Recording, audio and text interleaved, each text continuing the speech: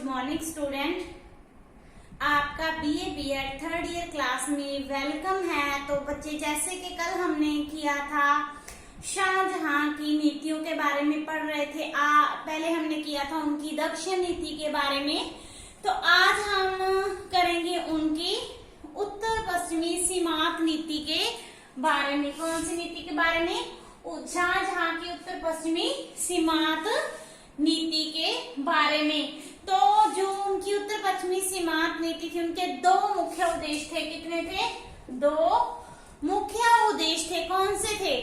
पहला तो था कंधार को पुनर्विजित करना, क्योंकि कंधार हमने पढ़ा है ना, जो जहांगीर के टाइम पीरियड में ईरानियों ने उन पर कब्जा कर लिया था, तो कंधार उन मुगलों के हाथों से छिन चुका था। तो जो शाहजहां का उद्देश्य का था कंधार को पुनर्विजित करना, ठीक है। और उसके बाद जो दूसरा उनका उद्देश्य था वो था मध्य एशिया में। कहा?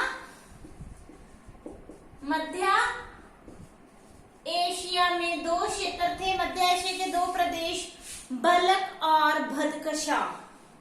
क्या थे? बलख और बदकशा। इनको प्राप्त करके उसका मुख्य उद्देश्य था अपने मान सम्मान और यश कीर्ति में बढ़ावा करना।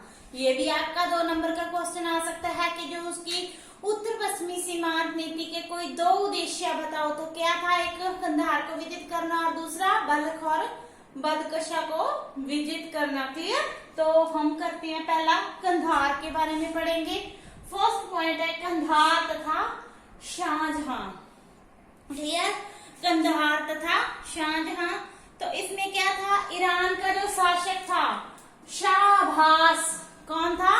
शाहबाज। उनकी मृत्यु हो गई थी 1629 में। 1629 में उनकी मृत्यु होगी और उनकी मृत्यु के बाद गद्दी पर बैठा था उसका उत्तराधिकारी। और उनके समय जो ईरान का गवर्नर जहां सूबेदार या गवर्नर था वो कौन था? अली मर्दान। क्लियर? तो जो इसका उत्तराधिकारी था शाहबाज का और मर्दान, इन दोनों के बीच क्या थी? आपस में बिगड़ गई थी, जिसके कारण अली मर्दान ने मुगलों का साथ देना शुरू कर दिया। तो जो शाहजहां था वो उसने क्या किया? इंटेलिजेंसी के साथ, चालाकी के साथ इसको मनसब देने की पेशकश करके अपनी साइड मिला लिया। तो इसने क्या किया? 1638 में 1638 तो इसने मुगल सेना को ईरान पर आक्रमण करने का बुलावा भेज दिया और जो कंधार का दुर्ग था वो मुगलों के हवाले कर दिया। किसने कर दिया था? अली मर्दान ने। और बदले में शाहजहां ने पहले उसको 5000 और बाद में उसको 7000 सवार और 7000 जात का मनसबदार बना दिया। इस तरह उसने जो इसमें धोखा किया था अपने साथ, अपने शासक के साथ, उसका मूल्य मुगलों ने मोड़ दिया था। तो इस तरह कंधार पर किसका अधिकार हो गया था? शाहजहां का। किसकी वजह से? अली मर्दान के धोखे की वजह से। क्लियर? उसके बाद नेक्स्ट पॉइंट आता है कंधार पर ईरानियों का अधिकार 1649। क्लियर? तो मतलब 1638 में तो क्या हुआ? मुगलों का अधिकार हो गया। अब मुगलों के हाथों से कंधार क्यों छिन गया? क्योंकि जब 1638 के बाद का समय आया तो उस समय क्या था? मध्य एशिया, जो हम आगे वाला पॉइंट करेंगे उसमें पढ़ेंगे कि जो मध्य एशिया में क्या थे, जो शाहजहां थे उसने अपने सैनिक अभियान भेजे, परंतु उन सैनिक अभियानों में शाहजहां को असफलता का मुंह देखना पड़ा। जब इसका पता, उसकी असफलता का पता या उसकी नाकामयाबी का पता किसको पता चला? जो ईरान का नया शासक था शाहबाज द्वितीय, उसको पता चला। तो उसने क्या किया? इस अवसर का फायदा उठाया। और क्योंकि जब जो शाहजहां था उसकी सेना कहाँ थी? मध्य एशिया के प्रदेशों में असफल हो रही थी। तो उस समय जो कंधार के जो दुर्ग था उस पर एक उनका सेनापति था दौलत खां। क्लियर? दौलत खां उस समय कहा था? कंधार के दुर्ग की सुरक्षा के लिए। तो जो नया शासक था ईरान का शाहबाज का द्वितीय, उसने अवसर पाकर इन पर अटैक कर दिया। किस पर? दौलत खां। तो दौलत खां ने शाहजहां को मतलब सैनिक सहायता के लिए बुलावा या संदेश भेजा, परंतु 2 मास तक 2 महीने तक कोई सेना ना आने के कारण ये अकेला लड़ता है और एंड में इसकी हार होगी। और कौन जीत गया? शाहबाज जीत गया। और इस तरह कंधार पर दोबारा या पुनः किसका अधिकार हो गया? ईरानियों का अधिकार हो गया। क्लियर? नेक्स्ट हम करते हैं कंधार के विरुद्ध। जब कंधार पर ईरानियों का अधिकार हो गया तो शाहजहां ने फिर कंधार को विजित करने के लिए 3 अभियान भेजे थे, जिनमें उनको फिर असफलता या पराजय का मुंह देखना पड़ा। तो पहला अभियान उन्होंने भेजा था कब? 1649 में। तो इसमें शाहजहां ने भेजा था अपने पुत्र राजकुमार औरंगजेब और सेनापति सादुल्ला खां के अंदर ये जो सैनिक अभियान था भेजा गया था। इसमें उन्होंने 60,000 घोड़सवार, कितने? 60,000 घोड़सवार और 10,000 पैदल सेना भेजी थी। परंतु क्या हुआ? 3.5 मास के घेरे के पश्चात क्या हुआ? इनको अपना घेरा उठाना पड़ा और ये जो सैनिक अभियान था वो असफल होकर वापस भारत की तरफ लौट आया। क्लियर? तो इसमें मुगलों को सफलता नहीं मिली। तो दूसरा अभियान भेजा था शाहजहां ने 1652 में। क्लियर? कब भेजा? पहला 1649, दूसरा 1652 में भेजा। इसकी जो नेतृत्व था वो भी कौन कर रहा था? शहजादा औरंगजेब कर रहा था।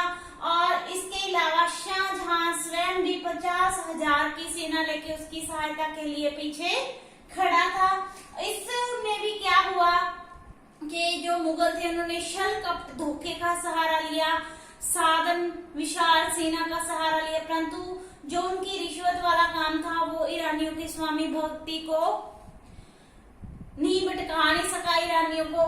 तो इसमें भी उनका जो घेरा था 2 मास 8 दिन का घेरा रहने के बाद क्या हुआ? उनको मुगलों को फिर वापस लौटना पड़ा। तो इससे क्या था? शाहजहां निराश हो चुका था। तो औरंगजेब के प्रार्थना करने बाद के तीसरा अभियान भी उसी के अंदर भेजा जाए। तो शाहजहां ने औरंगजेब की इस बात को मना कर दिया और तीसरा अभियान भेजता है वो 1600 तीसरा अभियान भेजता है अपने पुत्र दारा शिकोह के नेतृत्व में। किसके? दारा शिकोह के नेतृत्व में वो भेजता है 1653 में। क्लियर? 1653 में इसमें क्या है? 70,000 घोड़सवार, 50,000 पैदल सेना और भारी तोपें भी उनको भेजी थी।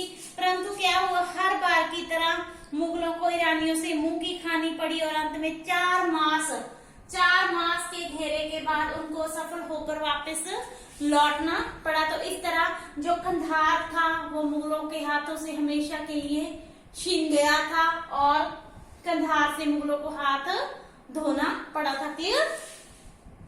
तो नेक्स्ट हम करते हैं शाहजहां और मध्य एशिया के। मध्य एशिया में भी शाहजहां को कैसे नाकामयाबी या असफलता का मुंह देखना पड़ा था। तो जैसे कि हम जानते हैं कि जो मध्य एशिया के प्रदेश थे बल्ख और बदकशा, उन पर प्रत्येक मुगल सम्राट या शासक ने विजय प्राप्त करने की लालसा रही थी, क्योंकि ये उनके पूर्वजों के निवास स्थान थे। तो वही आर्थिक सीमित धन दौलत के कारण, सैनिक साधन और विशाल साम्राज्य के कारण, इसके अलावा चापलूसों के द्वारा जो शाहजहां की खुशामदी करने के कारण शाहजहां के मन में भी मध्य एशिया के इन प्रदेशों को जीतने का स्वप्न पैदा हुआ। क्लियर?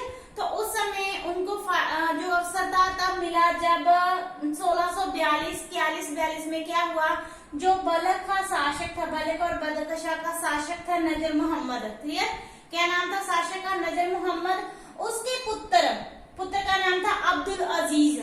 जब अब्दुल अजीज ने अपने पिता नजर मोहम्मद के विरुद्ध विद्रोह कर दिया तो इस अवसर का फायदा किसने उठाया? शाहजहां ने। तो शाहजहां ने क्या किया? 1642 में अपने पुत्र मुराद और सेनापति अली